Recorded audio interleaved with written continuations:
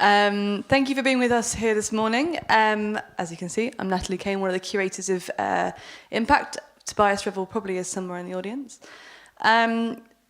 Exercising the database. This is the panel that we are doing today. And I think the interesting reason why we want to kind of actually look at the database, or particularly the way that data is understood, is because, as many of the artists in the exhibition confront, just because you can collect as much data as you can, or we were told that we should give away or to have as much data as we can possibly collect, whether it's useful, whether it can potentially be used against us, or whether it's just completely, it's basically like, as Ingrid Barrington's work in the exhibition, no better than a horoscope. So I'm going to invite to the stage Wesley Goatley, who's our first speaker. Wesley Goatley is a sound artist and PhD researcher in critical data aesthetics at the University of Sussex. His artistic practice examines opaque power and hidden processes in technology and data through installations, software, and talks. He's recently been commissioned for Milton Keynes International Festival in partnership with the Open University, and his solo work has been exhibited at Furtherfield Gallery, Artifact Festival in Leuven, and Brighton Digital Festival. Wes has also been commissioned by Impakt Festival for a new iteration of his series of work, The Dark Age of Connectionism, called Captivity. And I would really, really encourage that you go and check it out. It's at X-Back, which is across the road from Casco Photodoc, but I'm sure that Wes will probably talk a bit about it, or not, a little bit. Cool. Well, I'll give the stage to Wesley.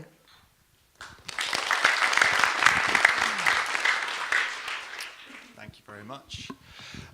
So when I was thinking about the title for this this panel, I was thinking, okay, so exercising the database, what is it that would be exercised from a database? And clearly, being a big-time goth, I was really interested in this question. I just wear a lot of black, that's all it is.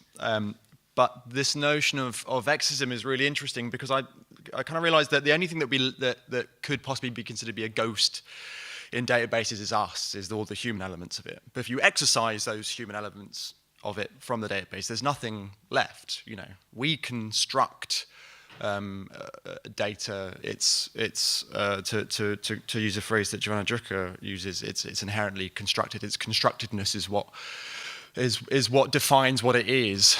Without us, there is no data. There's no non-human data. We form all of it. It doesn't exist without us. To use the title of Lisa Gittelman's book, Raw Data is an Oxymoron. It helpfully makes the point of the book in the title, which is a quick way to read through things. That without us, this thing of data doesn't happen, doesn't exist. Which is interesting to think about when you look at all the representations of data that you see online, and in newspapers and in presentations from industry sources. They often kind of look like this, green zeros and ones on a black background. Like if you took the lid of the back off your phone and shook it, this is what would come out, And I mean, there's so many of these, and obviously Google image search is just one view on the world, but it is kind of like an interesting view on the world because you get to see how this notion of data is trying to be communicated on a number of fronts. I mean, like the most kind of affront, the one with the biggest affront for me is this data, knowledge, action as this nice little clean line of what happens, deeply infuriating. But you also I start to see all these kind of trends in these images. The wormhole is one of them, where there's always someone stood in front of a wormhole, but it's always the same sort of people stood in front of wormholes as well. And there's this mixture of the kind of the non-humanness of this bizarre world of zeros and ones. And if there is a human, it's nearly always a human that occupies a very specific body, space, and often class or industry-oriented notions. Like it's basically just for businessmen, and that's it, And as we get further in more bizarre wormholes, but these sorts of non-human images, or these ones that kind of like oddly posit something beyond us, something sublime, take us away from the real realities. Again, all these notions, these kind of stickier, messier notions of construction and of all the social and cultural systems which we produce data through. So I mean, this is a much more interesting image of data that tells us a lot more about its kind of reality out in the world. And this is a picture from Washington, D.C.'s logistical civic infrastructure data center, just one of many, many data centers that handle those tasks. You know, this tells us a lot more. I mean, right now you've got bars. You can't really see it in this image, but you've got a man with a gun. You know, these things are like very present elements around data centers. Data centers look mostly like prisons or weird shopping centers that you can't get anywhere near these days. But also, I mean, this image, you can do, again, a surface level analysis and think, oh, okay, well, there's clearly a lot of computational elements plugged in here. I bet they draw a lot of power, you know. So suddenly you're already starting to think about these wider systems around this construction of this thing called data, and it's not just loads of zeros and ones. I mean, another interesting image that reflects something about data out in the world is from the PRISM slides, which were released by Edward Snowden in 2013, part of the big NSA leak they put out there. And this shows how happy they were about getting like full collection access, backdoor access to all these providers. But this is a good image, a good kind of like data aesthetics image, because you've got an x-axis but no y-axis, but it's all going up, you know. Everything's coming up NSA. So. But again, these like this bizarre non-humanness about it, I actually think is slightly dangerous, because I think it's a component or possibly just a reflection of this misconception also of data as somehow being mechanically objective in its non-humanness, that it doesn't have any of our biases in it because it comes from out, because it's just these kind of mad zeros and ones. And, you know, I could just do a massive slide deck that goes on forever and ever about this particular topic, but I'm just going to, you know, just this, for example, was the most recent one that popped up for me of the US and a number of other border agencies using predictive assessments to try to judge whether or not someone's going to be, an undesirable presence in their country. This is these notions that like somehow that data is a thing that you can rely upon for these sorts of questions. I mean, I also remember hearing right after the election of Donald Trump, there's a high-profile aide for Hillary on the day afterwards when they're all completely depressed and broken down. And I remember him saying, you know, the problem was we listened to the wrong people about the data. You know, even at that point, those people still couldn't release that desperate love they had, that like, if only we just find the right data, or even in this instance, the right people to talk about the data, then that'll be truth, and that'll solve everything, you know.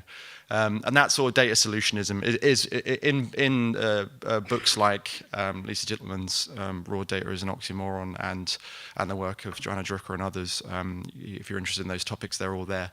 And then things like this chief scientist from Amazon saying it's like an arms race to hire statisticians nowadays. You know, the people, this relationship towards data as being like the thing that's going to solve all these problems, because it's kind of better than us in some sense. It's, you know, in the same way that predictive policing systems, people who try to sell them on always say that, like, you know, they've solved racism in policing systems because of their heavily racist data sets that they have. And if you're interested in that, 2 years ago here, Ramon Amaro gave a brilliant talk about that exact topic, which you can see online. But this isn't the first time we've had this clash of mechanical objectivity out in the world, obviously. Something I always keep coming back to is scientific atlases. There's a really great book on this called Objectivity. It's called Objectivity and it's massive, so it looks quite scary, but it's actually really brilliant, and it's by Laura Daston and Peter Gallison. And it's about a big chunk of this book is about scientific atlases. And one of the really interesting things that comes out is that scientific atlases, you know, we used to have it's a really, really long cultural practice in scientific fields of making huge books like encyclopedias, and maybe like one page would be a picture of like a lemur, and then another page would be a description of what a lemur is. And there's all these really interesting elements there about how do you draw a picture of a lemur that is all lemurs, the lemur, you know. It's a very hard thing to do. And there was this interesting discourse from the scientists of that those periods, and this is like, you know, from recorded atlases go back really far, but a lot of the text around it was still surviving from like the 15th century, of these kind of anecdotal discussions from scientists saying that like they're really annoyed about the subjectivity of the artist has to come in board, because there's almost always there was an artist as well. There was like a scientist and an artist working on these things, and the scientists would be like, oh, it's so annoying, we've got to deal with the, you know, this subjectivity of this artist person coming in and having to draw these pictures, these lemurs all day long, you know. But then when photography came in, there was like the scientific atlas community was a really passionate early adopter of a lot of photographic processes, and they were like, and they would always use this phrase mechanical objectivity. It's great, we've got this mechanical objectivity now, we've got the camera, we've got rid of the artist, we've got this mechanism now, and that's good because it's objective, because it must be, because it's not a person, so therefore it's objective, it's out, you know, out in the world. But then, obviously nowadays, I think with, you know, 150 years of experience of this sort of technology and these sorts of processes, most of us would come on board with the fact that, you know, a photograph is a very it is the product of a subjective process. You know, there's not only the construction of the camera, what lens you're using, whether or not there's any additional material to increase light or whatever, but also, say, in digital cameras, different types of sensors, you know, whether or not they're better at reading greens and reds or blacks and whites. These are all subjective components. And also, kind of more crucially, we get that if you as the person taking that photo then takes it from even the same position 2 seconds later, you might have a completely different image which tells a very different story. Now, obviously at this point in this kind of cultural moment, that perhaps one of these reasons why so many scientists were so hot on this notion of mechanical objectivity is because those kind of cultural, the kind of newness of this technology perhaps didn't give time for that amount of experience with these cultural practices that make up photography as it is now. But the camera is just another sensor, collects just a different form of data. And one thing that I keep coming back to is I wonder if this moment that we're living through now of a large amount of data collection and its use in forms of algorithmic capitalism, that I wonder if these strange images and imaginaries of what data are somewhat to do with the fact that we're quite removed from a lot of the processes of data collection and its replay back out in the world in a kind of an active sense, in a way that playing around with cameras is kind of would probably make most of us not think of these things as just having mechanical objectivity about them, instead being really interesting vehicles for our own subjectivity, as we probably think of the camera as being today.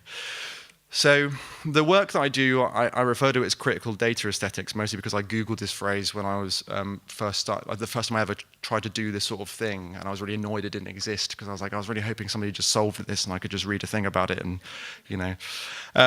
But the work, it really tries to pull at producing new spaces for interactions with different types of data and different types of sensors to perhaps like pull apart very like computationally or protocologically quick moments to give us space to experience them, but also to use the moment of making data aesthetizations, so visualizations or sonifications or sculptures, installations, whatever you're working with, that makes them with an understanding and appreciation of the fact that there is, every time you make one of these things and put it out into the world, you're adding in some sense to the kind of the cultural imaginary of what this thing data is out in the world, but also you've got an opportunity there to reflect upon that, but also to try to point further outside from that. I think one of the really interesting things about working with data from an arts and design perspective is that you can kind of get a data set on anything you want, which means if you've got a particular axe to grind somewhere in the world, you could probably find or make data on it.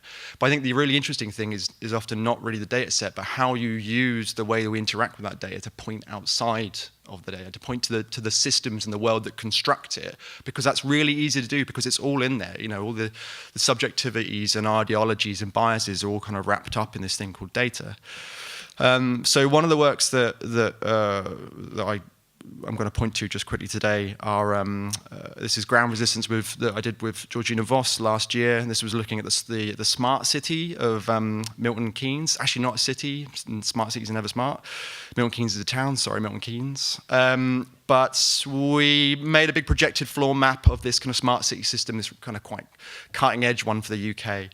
But what the element of it that we were really interested in is not, as a lot of data visualization tries to do, is to give this God's eye view, as Donna Haraway would say, of the world that was really seamless and frictionless with all these kind of dialogues of data viz these days. And instead, we were really interested in looking at who was missing from the smart city when we had a data set or a number of massive data sets, about 80,000 points in total, that were all geotagged.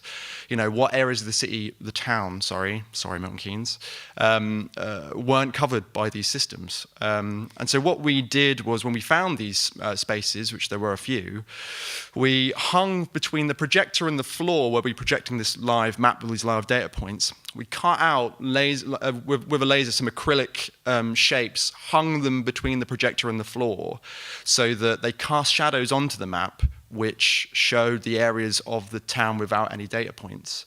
And just as a quick hint, as with most of these systems, all the places without data were low-income housing. So you get, because they distribute these smart sensors everywhere, but there's a politic to where sensors go, which is another component of the subjectivity in its creation, because someone decides to put sensor there and not there, in the same way you take a photo here and not here.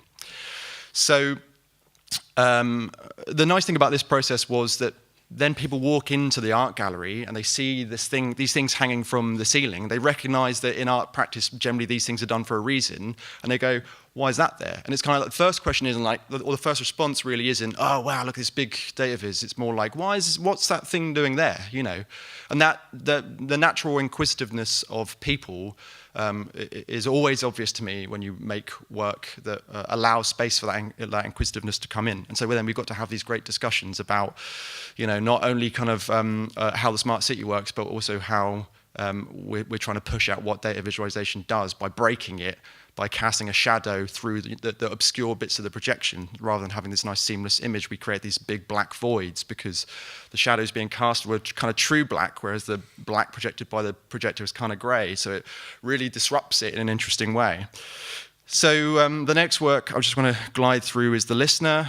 This is a device which looks for the broadcasted personal kind of unique IDs. It's called a MAC address, machine access code, that the Wi-Fi protocols on people's smartphones and tablets broadcasts all the time. It broadcasts things like your signal strength between you and various routers, a unique kind of ID, which is this MAC address that's unique to your device, and also sometimes a list of previously connected to networks. So I sonified the MAC addresses into unique choral chants, so that you can actually kind of hear your own device, but also hear how often, once you get used to the sound of it, hear how often that occurs. But another component of it was that the box around the outside was an opportunity to rather than just kind of like frame the object physically, but I sort of took the opportunity to etch into it with laser etching various components, various kind of like situated perspectives, again to really point out that I really fucking love Donna Haraway, that you can take many different kind of points of view of this one type of system, because there was both on the back of it a description of what the probe request was, this part of the Wi-Fi protocol that does this, but also a full kind of description of who the IEE are, who are the people who make the Wi-Fi protocol work like that. It doesn't work like that for no reason. It's like people have made it work that way. Hot tip, almost every single CEO of the IEE since its creation in like the 30s has been ex or current US military industrial complex. So these technologies are steeped in these cultures. Again, we can't really escape the fact that as soon as you start looking at data from any sort of point, you can really quickly run back to these bigger power systems that we have the capacity to critique and understand. Even if you don't know how to code or whatever, because it's like we don't necessarily need to know how to code, but I think we've got a lot of tools to be able to critique power out in the world, or at least see where it goes. Because a lot of these things involve really old power, So Dark Age of Connectionism Captivity, which is on, as Natalie said, is on show here at the moment, is looking at the Amazon Echo, which is really interesting right now because it's not a device that's for sale currently in the Netherlands, but if you live in the UK, US, or Germany, the advertising for it's really shoved down your throat. So it's nice to be here to be able to do it and to get these kind of critical dialogues in first before Amazon get their teeth into people. And what it's doing is creating a space where every sound you make around the Echo creates questions that are asked to the Echo by a separate speaker. And each of these questions were donated to me, in a sense, by about 35 people who I approached and said, would you mind asking a question to Alexa for me, basically? But but think about what would you like to ask that sort of technology to, in some sense, unpack what it does. Again, to foreground all the tools we already have for critiquing these technologies, which might be very, very new, but again, they rely on old power. For example, so one of the elements in this that I use to make this point through is the speaker that's speaking to Alexa is actually Siri. Now, there are much easier text-to-speech services to use than trying to use Siri for this purpose. But what it did allow me to do by using Siri is to have the conversation about the fact that Siri is named after SRI, Stanford Research Institute. Its development was rolled off of the back of a DARPA-funded, US military R&D-funded program called CALO, Cognitive Assistant that Learns and Organizes. But that in itself is taken from the Latin colonis, which means a soldier's servant. It's because it was originally an in-helmet battlefield technology, which has now been pushed to everyone's phone if you own an Apple device post 2011, and now smartphones and MacBooks too. So that's now this component of this thing we might sleep in the same room as, but is rolled straight out of the back of US military industrial complex. So these technologies always have, and the data that they produce and run through can always be run back to these sites of power, which we can start critiquing as to whether or not we want them in our lives. So just to finish, there is, I think, one of the real thing that keeps me doing this sort of work is that my interests in the kind of social criticism around these things, I really feel is has an ethical imperative to it. That when you make these sorts of works, and I think really when you make anything to do with data and pretty much anything else in the world, I might be as bold as saying, there's an ethic in there that happens that you engage with whether or not. It occurs whether or not you engage with it or not. If you engage with the ethical opportunities of a moment of creation, then you've got an opportunity to maybe inject some more of your own passion or politics or feelings into the world through it. And if you don't, then you don't. So that's how I feel that what I want to see from artistic practice out in the world, which is why I frame these things more around here's other tools you could use rather than just talking about some things I did once. But this is also why I try to roll this into research and teaching to try to push out further out into the world a notion of doing these works with an engagement in the ethics and politics of the moment, because I think right now that's what we really need. Thank you.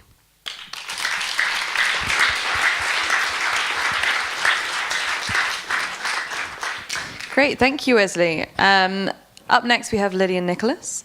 Lydia is an anthropologist who works... Oh, are you all right there? Lydia is an anthropologist who works in places where data, identity, bodies, and biotechnologies meet, focusing on futures and networks, often using speculative fiction as a research and communication tool. In recent years, she's used speculative fiction to explore information flow through interdisciplinary synthetic biology projects, that's a mouthful, research antibiotic resistance for the Longitude Prize, and edited a science fiction collection to spread awareness. Her research into lay understandings of big data took her to the UK Cabinet Office and the Science Museum. She currently works as a senior researcher in explorations and health lab at Nesta, and she's a PhD candidate at UCL's Interaction Centre. Pretty good. Grant. Lydia? I'm a bit short. There we go. Right, so I am all of those jobs now. Interaction Centre, where I'm working with a psychology department, a computer science department, and a children's hospital, and at Nesta, where it's mostly big data in government services. But my first training, my first kind of love, and so the thing that springs to mind when I get a name like Exorcising the Database, was literature. My first degree was actually at Oxford, doing literature in about 2005, which is about the sort of point that postmodernism was moving into new historicism. And this will be relevant, I promise. It's not just that every time I get asked to talk about technology, I talk about medieval belief systems. It's just trolling. But the important thing is that, so we all know what modernism is, which is everything is meaningless, and that's really sad. And then we know that postmodernism is everything is meaningless, and that's hilarious. And then what came after that in Oxford, and it was a little after everyone else. So if you studied literature and you're a sort of look at the history of intellectual movements, then yeah, Oxford runs on its own pace, does its own thing. But we, at about 2005, were looking at New Historicism. And New Historicism is very much this kind of paradoxical movement which I think was actually invented by the history textbook industrial complex, because it kind of the idea is that you can't understand the meaning of a text without thinking, or you can't understand the original authorial intent without knowing the intellectual history, and you can't understand the intellectual history unless you read the artworks or you explore the literature, the art, and that there is a tension there. It isn't quite as simple as death of the author, like we can't understand what the author meant. But there's an idea that we're always approaching things new, that we have our own intellectual domain, and it was a really wonderful, rich way to get the intellectual tools to talk about why I felt insulted when people asked what school I went to. Which is a very kind of English class thing, I realised, but the idea that I came from East London and I turned up at Oxford and everyone kept asking me to repeat how I was pronouncing the names of different poets, and to explain, please, which school I went to and where I went skiing on holiday. And all of these were not actual requests for information. They were all information that meant something else. A fact or a question or an artwork was always doing other work. So New Historicism gave me a lot of interesting tools. So this is Hamlet with his sexy skull. Love that skull. You just wonder what's going to happen next, don't you? Like, I'm glad that the photo is at this point rather than 5 minutes later, is all I'm saying. The point is one of the big texts for New Historicism that people like to dig into and use as an example is Hamlet, because Hamlet is all about, well, the argument is that Hamlet is actually all about purgatory. It's all about the movement away from a system of belief that sort of was becoming a bit unfashionable in Shakespeare's time, that the Catholic Church had developed these incredibly complex, rich, and very lucrative methods of communicating with the dead, the recently dead particularly, but also your ancestors stretching back. The idea that you had a responsibility to atone for the sins of the dead by paying the church generally, by doing masses, by being a conduit for good works. So the idea, by the time that Shakespeare was writing, this was beginning to kind of tear free. You had Calvinism, you had Protestantism beginning to kind of develop and take root, and you were beginning to murder all of the priests that were offering to pay to have your soul, your aunt's soul taken out of purgatory into heaven. Very kind of complicated matter, but the idea was that even though those ideas were beginning to be a bit old-fashioned, there was this feeling of guilt, of a complex relationship with ignoring the dead, an idea of stepping away from this close relationship with your ancestors, and perhaps a feeling of loss as well, that your ancestors and the dead were not as present in your daily life. So Hamlet's relationship with his father's ghost is actually a kind of a reflection of an ongoing kind of obsession and deep guilt, which kind of means that we can't understand what's being said there.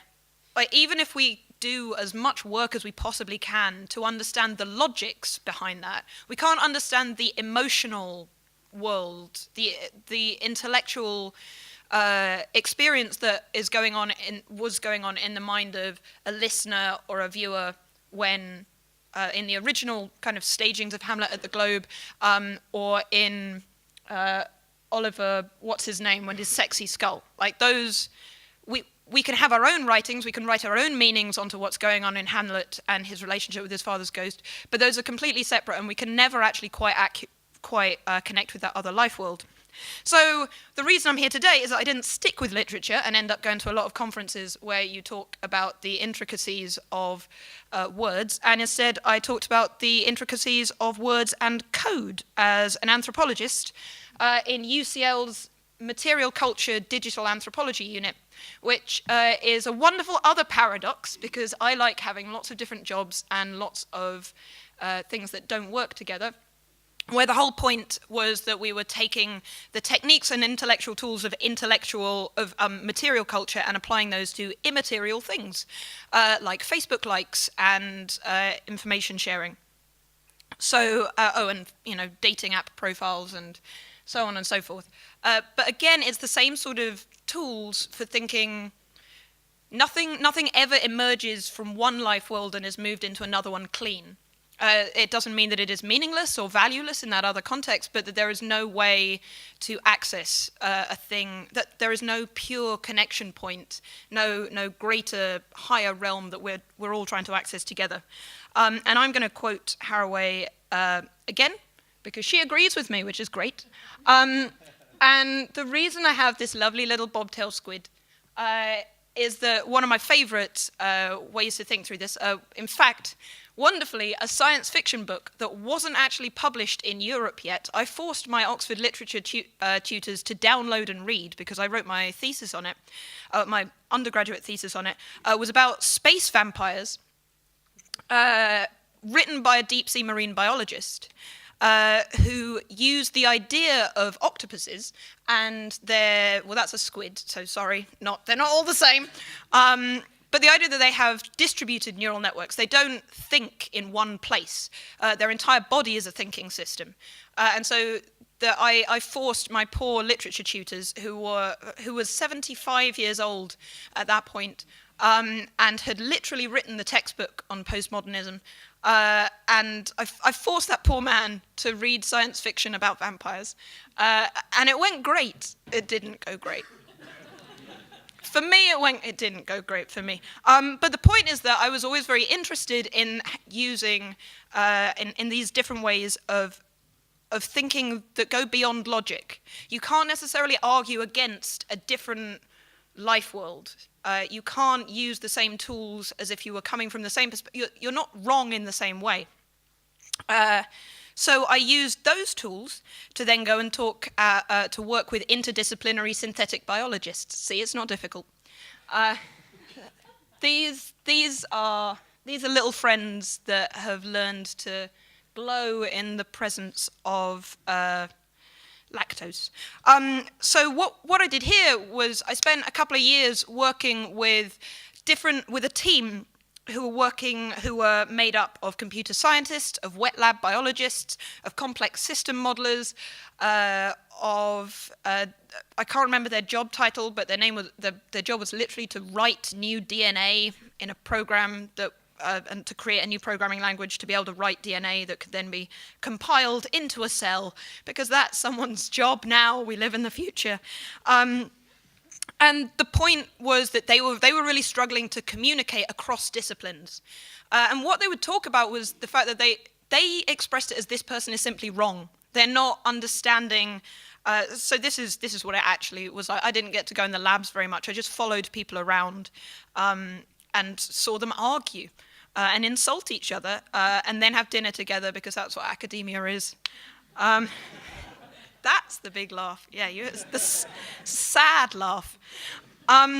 So while here, like they would literally shout at each other, and I realized that a lot of the time what they were doing was they were not arguing on the same level. They were not coming from the same intellectual life worlds.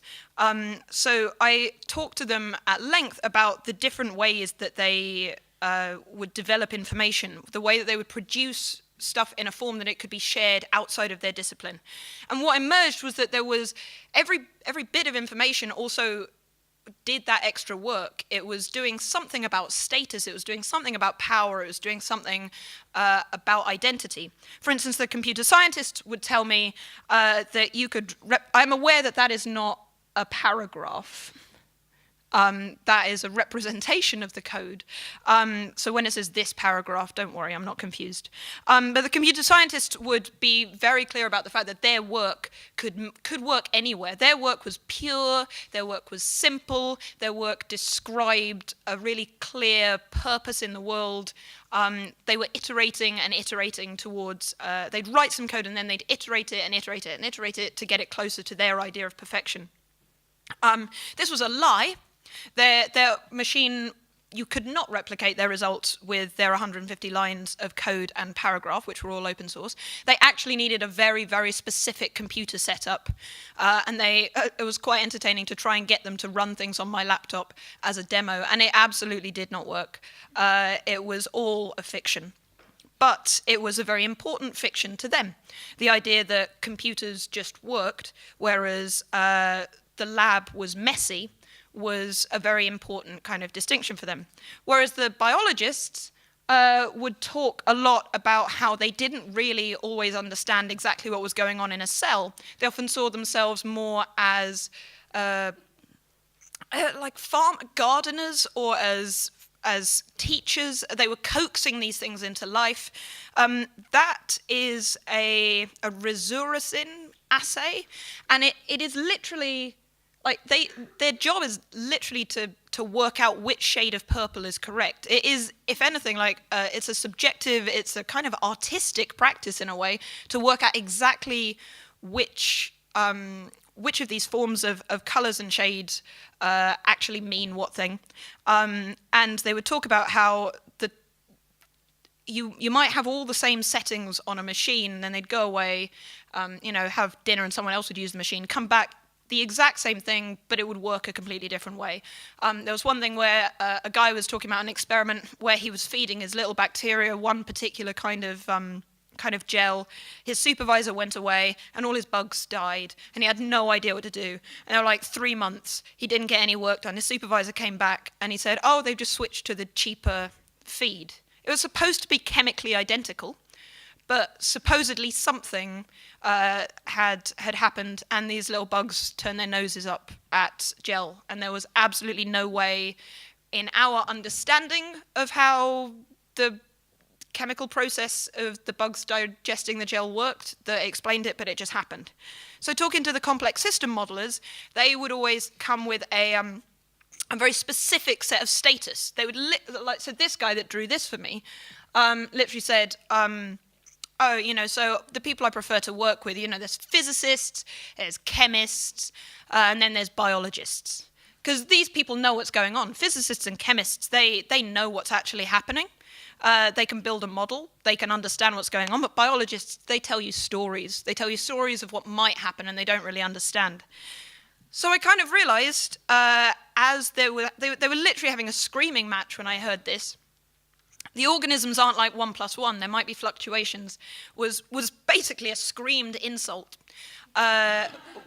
Which was, it was fantastic, because, and I asked at that point, at what point are the different kinds of information that you produce finished to you? Like, and that, when you're a sort of a little anthropologist who has been brought in for a reason that most of the people in this large lecture hall don't understand, the fact that you've interrupted 2 scientists shouting at each other to ask that, I've taken some risks in my life, and that was one of the ones that paid off. But at the time it was scary. So they began to actually talk about, okay, so yeah, my computer program, in order to get better, I need to have your interim results. I need to know what's going to happen. Oh, cripes, okay. Let's skip to the fact that none of this is real. Right. So this, none of it's real. They were all experimenting on these E. coli, and they kept arguing about whether their program version of it was a more real version, or whether the wet lab biology things were a more real version of what was going on. And one of the PhD students, so one of the guys that wasn't too invested in the whole system being continued, sat me down and said, this is all lies. The bacteria, these little guys, they've adapted to live in the lab. They they've stopped, because we feed them, they've stopped adapting so fast. We get bacteria that have evolved in order to give us the kind of results that we want. So we're not accessing reality in any kind of, we're not accessing any information about wild bacteria or how evolution works in the wild, because these things have adapted to give us the kind of results that we want. We need to have replicable results in order to get funding, in order to, you know, be a sustainable laboratory. So all of this is based on a lie, because capitalism. So we know that a lot of things aren't real. We know that crime statistics that are being used to train artificial intelligences are not real, because we know that white men and black men in London use drugs about the same amount, but black men are stopped about 10 times more. I think it's 8 or 10 times more often, and therefore they are found with drugs more, and therefore they get surveilled more. And we know that this is a fact, and to be fair to a couple of different police agencies, they are now bringing, they're building better connections with social scientists as they're developing these database systems, but we know that it's bullshit. The data tells us only about the past, and the past is awful. But that also happens when people aren't trying to be dickheads. I don't know if this can be live streamed with me swearing so much, sorry. So there's a great story, one that I absolutely love rolling out, about asthma patients and pneumonia and emergency care. So an artificial intelligence was being trained to determine which patients who had pneumonia who came in needed to be directed to urgent care and which could be given antibiotics and sent home. Fortunately, in the first kind of couple of weeks of this being trialed, a doctor noticed that the thing was telling him to send all the patients who had asthma home, which is incredibly dangerous. Anyone with asthma and pneumonia is in real danger. And they looked into this system and they realized that what was happening is that because every single time, oh cripes, we're in trouble. There's not much time left. Every time that a patient came in with asthma and pneumonia and a human doctor saw them, they were immediately directed to intensive care. They were given the strongest antibiotics and they were always fine. They never slipped through the net. Whereas sometimes more serious pneumonia could slip through the net for other reasons, and that was what the AI was being trained for. But the AI had learned that if you have asthma and pneumonia, you're always fine. So no one was doing anything wrong. No one was being like, you know, super racist. They were trying to do the best job that they could, but the system picked up on an artifact that was coming through for other reasons. And people have always said to me then, like when I tell this to doctors and to people that are developing their data strategies, they always say, well, that's because there isn't enough data. That's fine, you just need more data. And the point is that you'll never have all the data. How about we skip through this? So this. So we were going to get there much more smoothly and beautifully, but I didn't time this. So this is the n equals all fallacy. The idea being that if you have more and more and more information, if your sample size of n out of a population is very small, a lot of the time you won't have a really great representation of the whole population. So generally there's an idea that the bigger that n sample is, the better a representation of the population it is, to the point that you think, well, if I captured everyone, then I'll have a whole perfect view of the entire system, and I will understand everything, and I will be able to create a perfect prediction. I will be able to create this perfect world. It will become more valuable. And that's bullshit.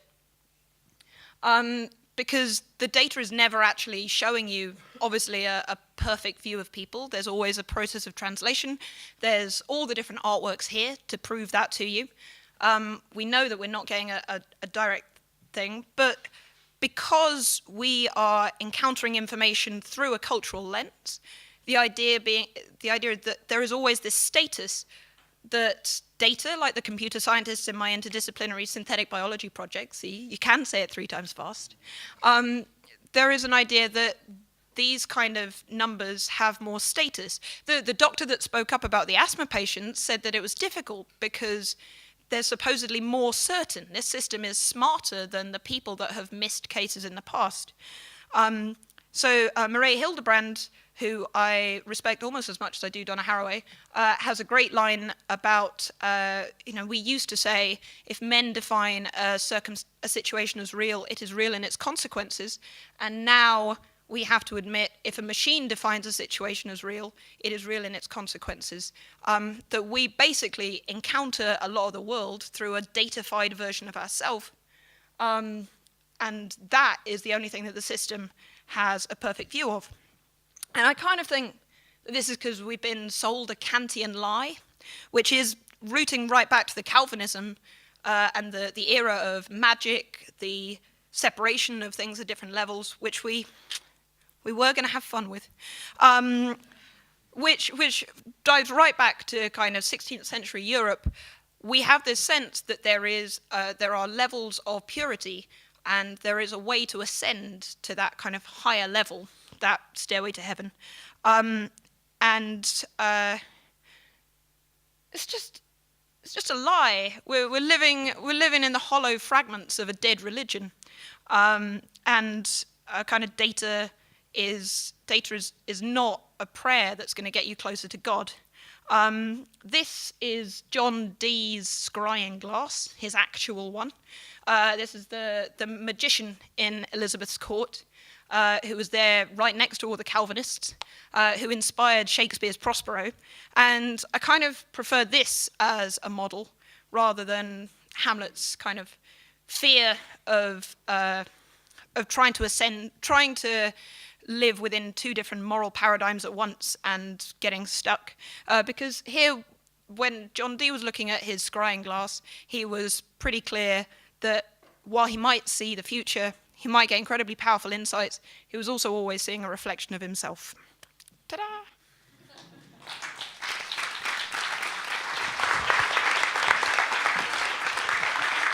Thank you, Lydia. I mean, swearing's fine, I think. I think everyone's sworn at least once during the presentation. Up next, we have Julian Oliver. I'm going to very slowly give this introduction because there are more complex forces at work, I think. Bit of fittiness, yeah. Julian Oliver is a New Zealander, critical engineer, and artist based in Berlin. His work and lectures have been presented at many museums, galleries, international electronic art events and conferences, including the Tate Modern Transmediale and Chaos Computer Congress, Ars Electronica, File, and the Japan Media Arts Festival. Julian was also the first exhibition that I produced at Lighthouse, which was good fun, which was Newsweek, which he won the 2011 Golden Nika at Ars Electronica for with Daniel Vasiliev. Do I need to continue talking? Why not, Julian? actually, yes. Basically, Julian is responsible for a large period of me putting houseplants in things, because after the first the exhibition we did at Lighthouse many years ago, we had to reconstruct an entirely fake journalistic office for Newsweek, which was very good. Took a bit, didn't it? Good. Right then, I think I'm Good. I'm Okay. Good to start. Thank you, Julian. Pleasure.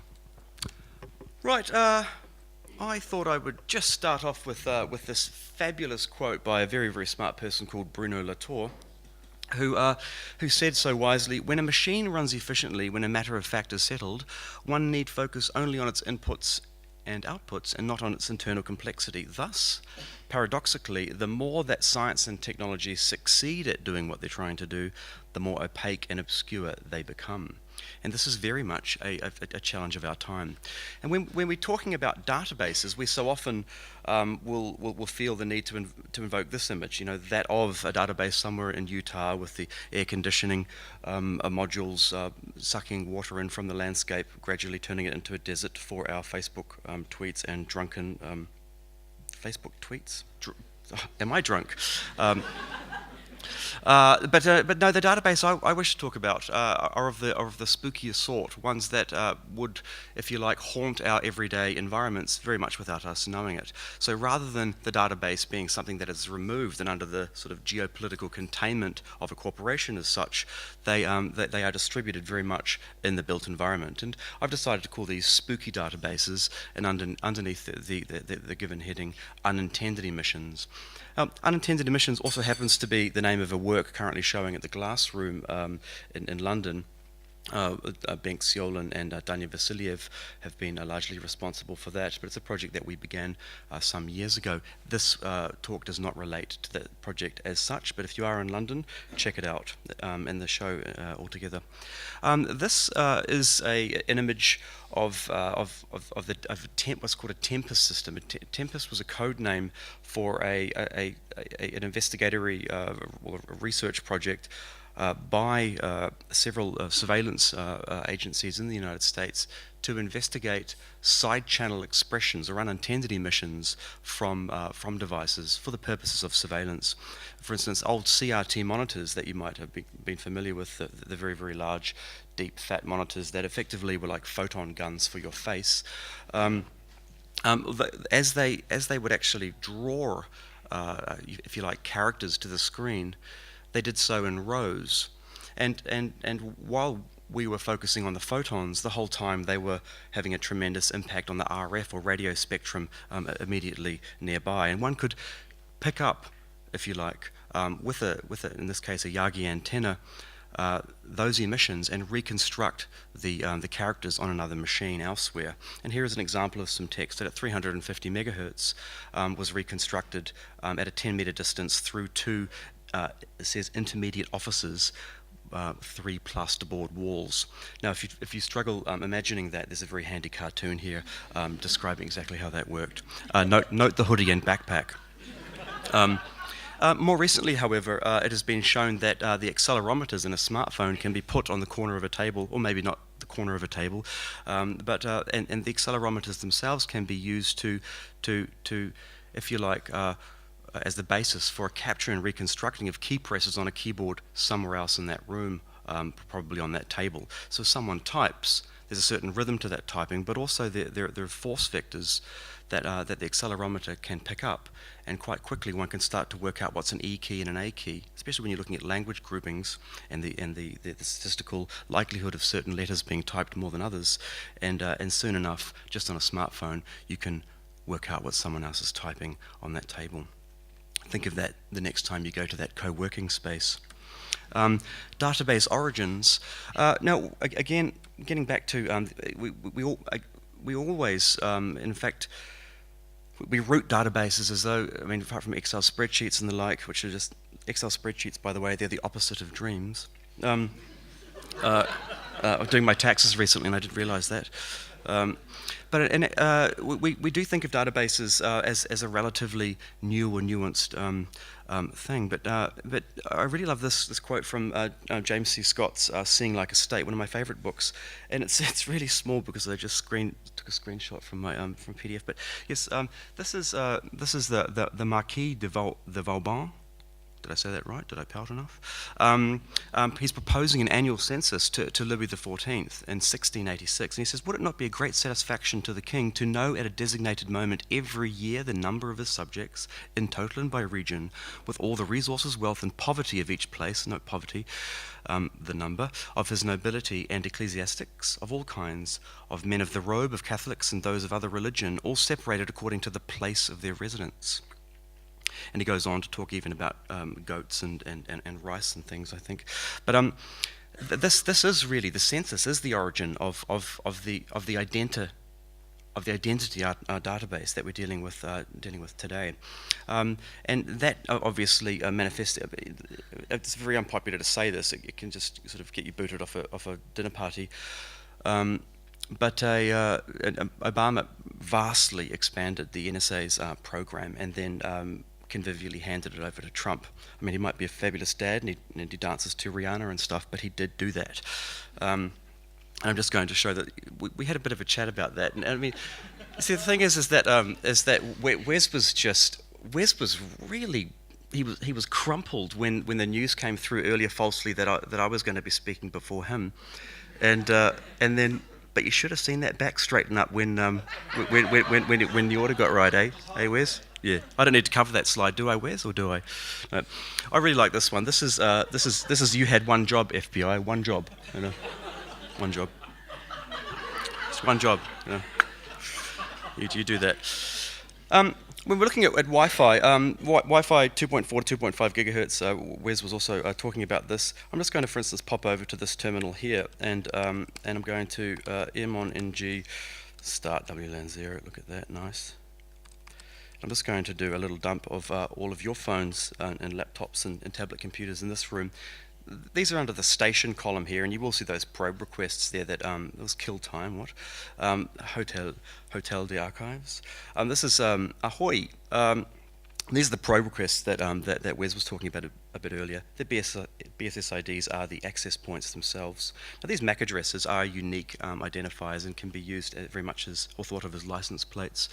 And if I just pull up, for instance, Mac Changer here and have a bit of a look, you can see that these first three fields are owned by companies. They pay a tremendous amount of money to reserve the right to release these MAC addresses, beginning with these first three fields. After that is the unique part, that is your particular device. You can really stand outside someone's home and know if they are home by scanning for a MAC address these days, and we do wear them strapped to our bodies in the form of a phone. I just wanted to show you that one of the companies that is particular, one of the companies that has actually bought the first three fields of a MAC address in order to supposedly release devices is the Corporation of the Presiding Bishop of the Church of Jesus Christ of Latter-day Saints.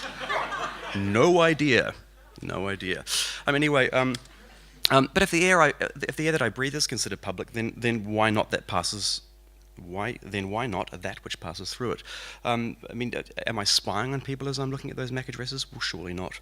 The Transparency Grenada project by myself in 2012 explored very much this, taking the form of a Soviet F1 hand grenade. One pulls the pin and it captures all of the wireless traffic in its immediate environment and tunnels it to my server, where it reconstructs images, email fragments, and web pages, and presents it on a CSI Miami-style map. At the point of detonation, and so you can actually watch as someone browses. You can see those images being used on their phone here on the site. And this is a way of, if you like, making a closed meeting very public. And it was, of course, conversations around government and corporate transparency. I don't run around the streets with that, but I have tried to get through airports with it several occasions, and it has completely failed. Bomb squads and all. Location gate was quite an issue for Apple in 2011 when it was discovered that Apple phones had quite strategically been, I think the iPhone 4S had been configured as effectively a data collection node for Apple in order to compete with Google Maps. Apple decided to use phones as a means of recording base stations. Wi-Fi base stations in the given environment of that device, such that they could all be combined together to make a very high resolution pointillistic map of those base stations, and such that when GPS is failing us, we can simply go to a higher resolution location service and know precisely where we are. It just also meant that you could plug in an iPhone to a laptop and then suck off a small file and then work out exactly where that, or render exactly where that phone had been every single second that had been on for up to a year. And that was being pushed to the Apple mothership. Google, of course, said, "That's disgusting, Apple. It's exactly the sort of thing you do." And then Google was found to be doing the same thing. Carrier IQ was effectively the spyware company that Apple worked with to do that. Packet Brooker by Gordon Savicic and Bent Siolan in 2012 very much explored that. They're my studio partners. They found that it was possible to just capture beacon frames from wireless access points across all 13 channels in one location, and then inject it into another location such that phones would believe they're somewhere else. It's sort of a geographic folding. And in Transmediala in 2012, at a major exhibition by our studio there, we had people walking out the front of the Haus der Kultur in De Welt looking for cafes and bars and restaurants that didn't exist in that boring part of Berlin where basically politicians buy marijuana. And in a forest that looks like it's from the Blair Witch Project, but those places, those cafes, restaurants, and bars were in fact outside our studio, around our studio, and they've done that. They've folded cities in Sao Paulo, Seoul, etc., etc. This technique. GSM, however, is another thing. I'm just going to pop over now to this bit here, and hopefully I do have time to do this. Need to actually get that working. What's going on here? Don't do that to me, please. Be nice. Be nice. Oh dear. Well, while that's booting up, I'm just going to go back to my talk. I don't save. Oh, I knew you'd do that, VirtualBox, you sneak. Have a look now what happens.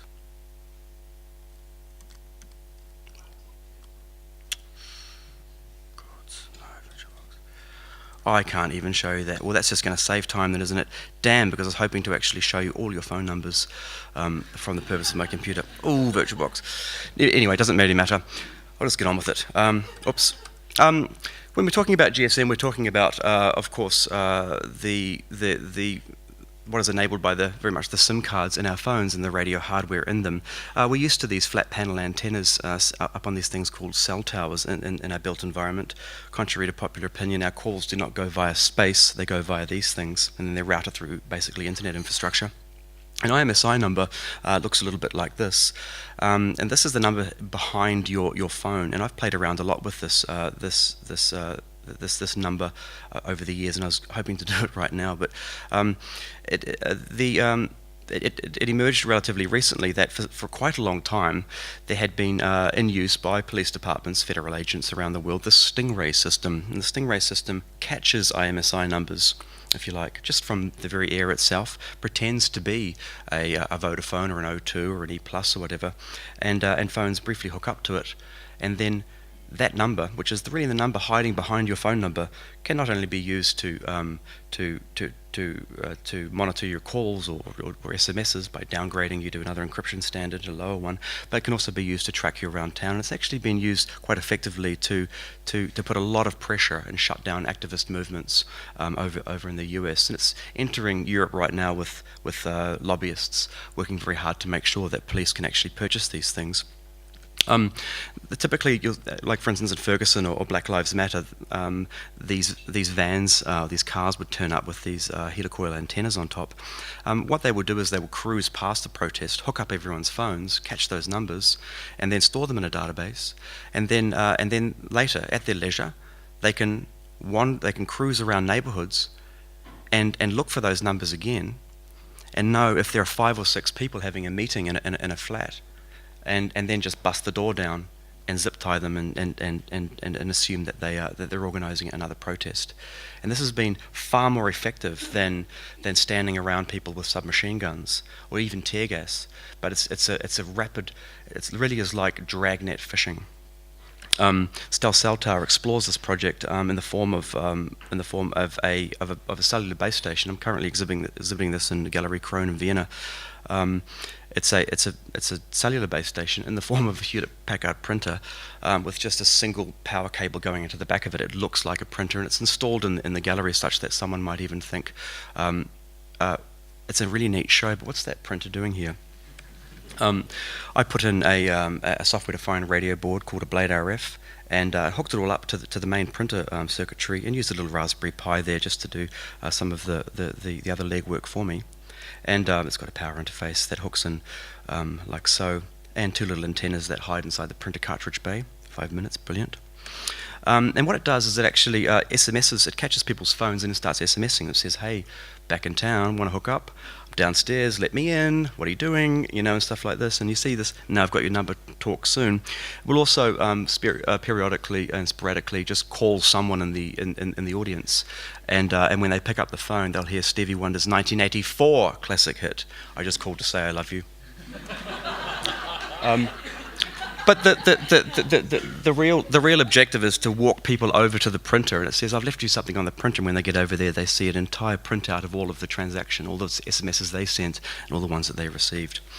Now, mitigation vectors, like what can we do to deal with these spooky databases? And I didn't even get into DNA, for instance, and 23andMe and all that sort of stuff. But I mean, there are so many of these things, and they're residing on routers around us, and the forms of ARP cache tables, and MAC addresses are being used in court of law now more and more. One of the problems is we have devices that are literally covered in a bulletproof skin of metaphors that reveal nothing about their inner workings. Almost no one I know, well, actually, I do know several people, including a little bit myself, that knows precisely what all those parts do. But generally, that's fairly rarefied and protected knowledge. So it's difficult, especially when within interaction design cultures we have these ideologies of seamlessness that engender an infrastructural ignorance.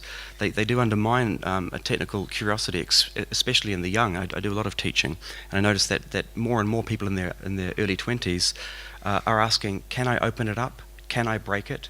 Is anonymity online legal? You know, I mean, stuff like this. It is a little worrying. But I mean, do we rent these devices or do we own them? Because after all, the right to read, to modify, to appropriate and to ruin are rights of ownership. We have the off-pocket, for instance, by Adam Harvey is one way of mitigating this. We can just put our device that we've bought inside basically a Faraday cage, a shield, a radio frequency shield that stops it unintentionally emitting. We could also, for instance, use a project like My No Network in 2013, which is a mobile phone jammer in the form of a battle tank. And in the vicinity of this object, you simply can't make calls or receive SMSs. Curiously enough, many audiences have said that standing in the company of it, it's as though the air is colder, but it isn't. Strange. I've heard that many times. Anyway, toward a productive paranoia. I just want to end with one project that was a surveillance conspiracy started by Danya Vasiliev and myself in 2009. This is a project where we would walk around European cities. Also, we did it a lot in Japan, dressed up as men in grey suits with very, very pale faces, holding briefcases that would do what you'll see in the video I'm about to play you. In short, we were engendering a healthy paranoia. And I'll just pull up a video over here. 1 second. Oh, damn you, VirtualBox. I can't believe you. We'll have to have a bit of a chat later. Number 4. City Movies Mine. And player 17.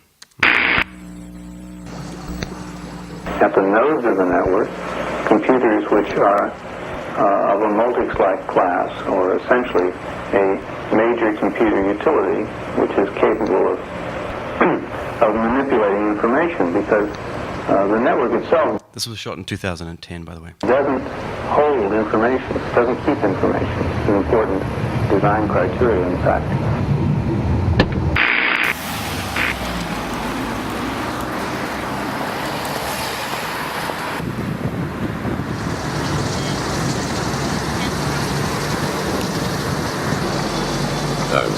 On iPhone has been discovered.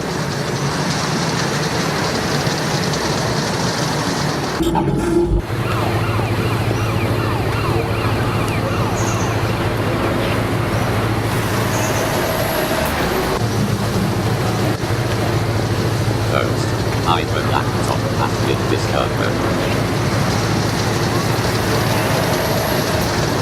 Will make possible much more efficient and reliable use of computers.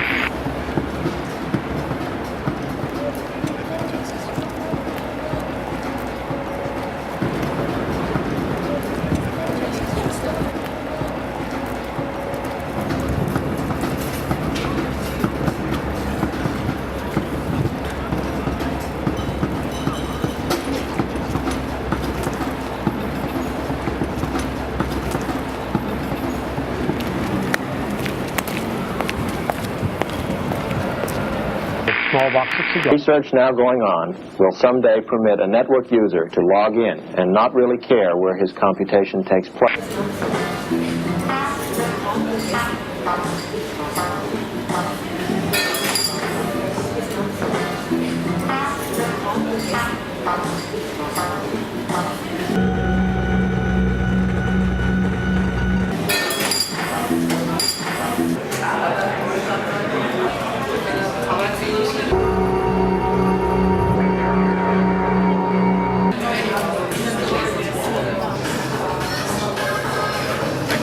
Facebook chat wasn't encrypted. It wasn't HTTPS encrypted. So you just put it over the air. Trisha Raman said, ask him out. You've only lived once. Lol. Use iPods. Nokia N94211.lat has been discovered. Toast. Carlos MacBook has been discovered.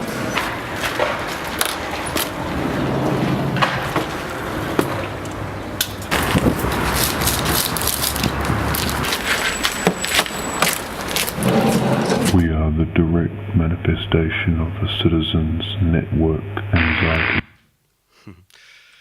Anyway, we've exhibited that all over the place. I'm going to finish up here pretty shortly, just to say that that naturally walking around the streets with a briefcase, terrifying people was not all smooth sailing. We're often kicked out of cafes, and shall we say the grey mask fell off. But nonetheless, we did keep it entirely secret until a big exhibition at the Akademie der Kunst in Berlin recently. And I will just finish there. Thanks very much, guys.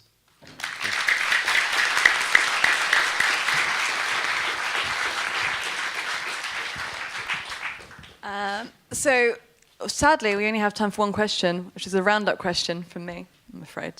But I'm sure you can kind of grab one of these people, or in Julian's case, he'll grab one of you for a question at some point. I mean, what I'm quite intrigued with is the fact that a lot of what you folks have been wonderfully talking about, and this is an absolute dream panel for me, by the way, which is the great thing about organising your own festival, so you can just bring lots of funny, weird people together to talk about data, it's quite an overwhelming thing to be shown to people who perhaps aren't necessarily as in this world as much as we are, and it can be quite, it's not even, I mean, it is frightening a little bit to kind of know that this information is available about you, or that the data can be manipulated in this way. So I guess my question is obviously, because as me and Wes have had many conversations about, to reveal is not revelatory, it's not enough to just show that these systems are working. How do you leave people with the tools to kind of interrogate it themselves, or open it up themselves, that's kind of constructive and enabling, I guess? I'll have a go. I think that this is where, for me, and I can only talk from my own perspective, that this is where critical artistic practice can be really useful, because when you kind of interrogate your own practice to think about what ideologies and biases you're encoding into those practices, you very quickly then have to start thinking outside of yourself, and you have to start thinking about how those ideologies and biases are different to everyone else's, and specifically thinking about how this interacts with audience or participants, or however you like to frame those people.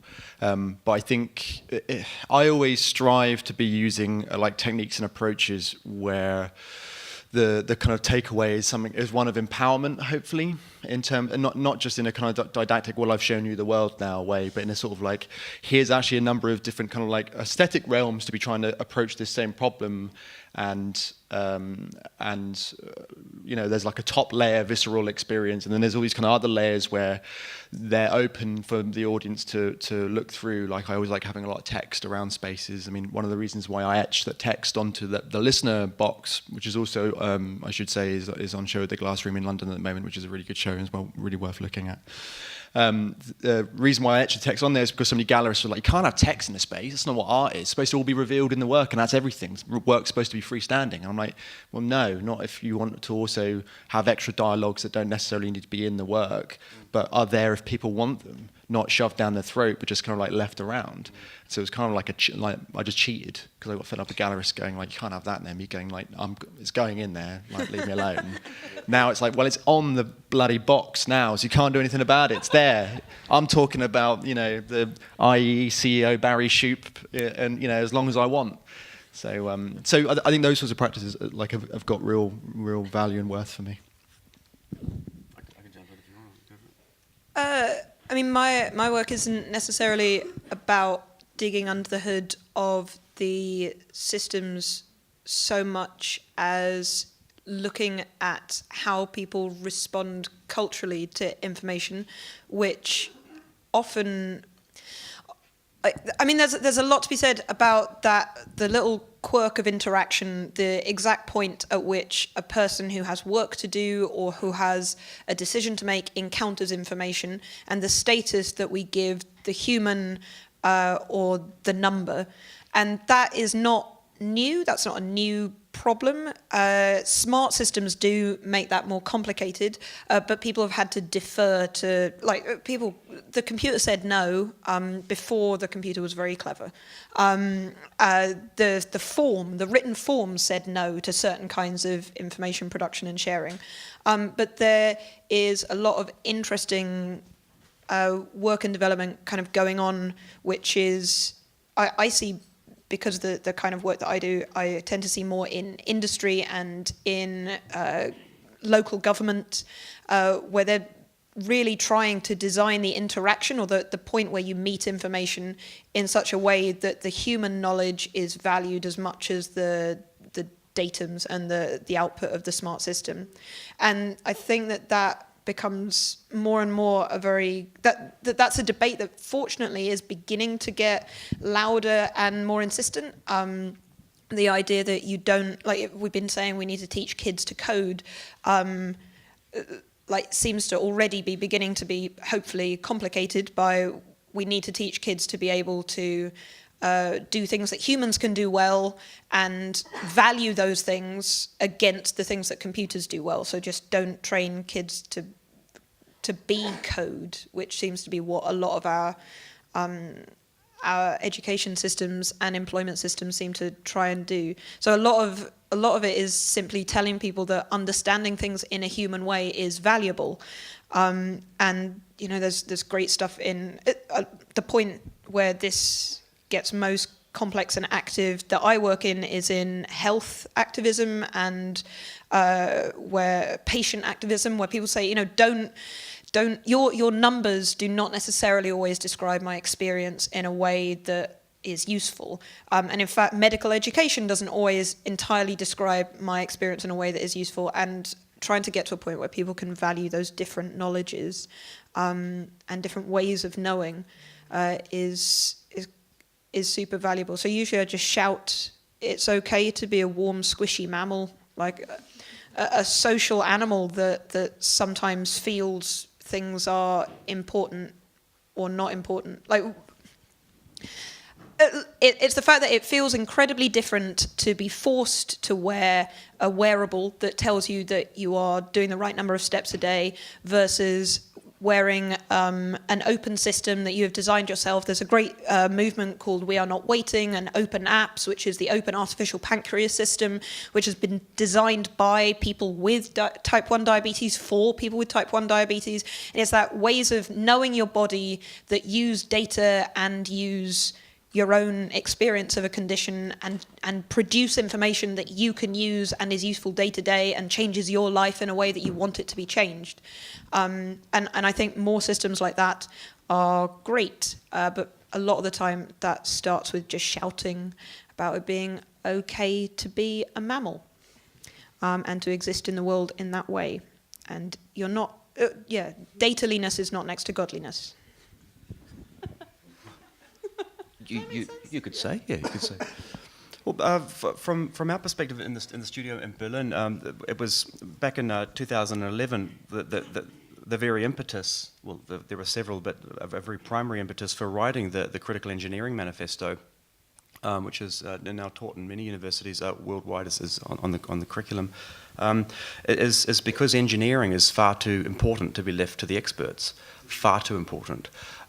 So much of, our cities are technological cradles today. They are life support systems holding us up. Suffice to say that you can ask almost anyone you know how the postcard you sent them arrived in their mailbox, and they would give you a relatively coherent description as to how it got there, without even having been a postal worker. They would talk about Postleitzahlen or postcodes. They would talk about this whole concept of streets having numbers and then the names are sitting behind the numbers, etc. But if you asked them how the email you sent them arrived in their inbox, you would get the most beautiful magic realism. I've heard it's like flocks of birds sort of passing through prisms, but they go in different ways. But then there's these other prisms that get the birds, and they come back into one bird. And that's the email. I've heard incredible things, and I've heard much better descriptions from 9-year-olds. It's pipes and tubes, and they connect, and it's like close. But then you ask someone a bit older, and it really gets quite special. So what we really do is, again, safe to say that if you can't, therefore, even just diagrammatically, topologically describe the world you live in, and via its engineered constituents, considering its engineered constituents as its substrates, its layers, then safe to say you cannot meaningfully, critically engage the world that you live in. It's not about being an engineer. It's just about being able to do the same stuff like, I know how the solar system works, and I know how a flower works. I know vaguely how the internet works. Where does my voice go when I make a call? It doesn't go via space. 53% of Americans, bless them, bless, were found in a major survey in the United States. 53% of them to believe that cloud computing was affected by bad weather. That they really believe that, like a thunderstorm. Oh my God! How much data did we lose today, Ted? Sort of thing. Sort of. One thing I've learned in my life. Could you not have done that voice more during your talk? I think it really would have. Some kind of people putting the data up in the clouds now. No, I can't do it. Anyway, the thing is, so what we do is when we do big exhibitions, we'll often follow it up with workshops. And we run a summer workshop program in Berlin, a critical engineering workshops, where it's about people with having no prior ability of skills, even contextual understanding of the given topic, but have a curiosity, a technical curiosity, nourish that, bring them in and train them up in 2 or 3 days how to copy data off satellites, stuff like this, how to build antennas out of Pringles cans or whatever. And how to surveil such that they know how they are surveilled. And we've been doing that for many years now. And right now, I myself am teaching it as guest professor in HFG in Karlsruhe in Germany, teaching art students that really only deal with the plastic arts, how to look at, for instance, the network as a material and look at the RF spectrum as something similar. That's enough from me. Thank you. I'm afraid we haven't got time for audience questions, but I'm sure you can find one of these people and ask them. Is that okay? I'm sure it's okay. I hope. But yeah, thank you very much. I'd like to thank Wesley, Lydia, and Julian for being with us. Really, really happy.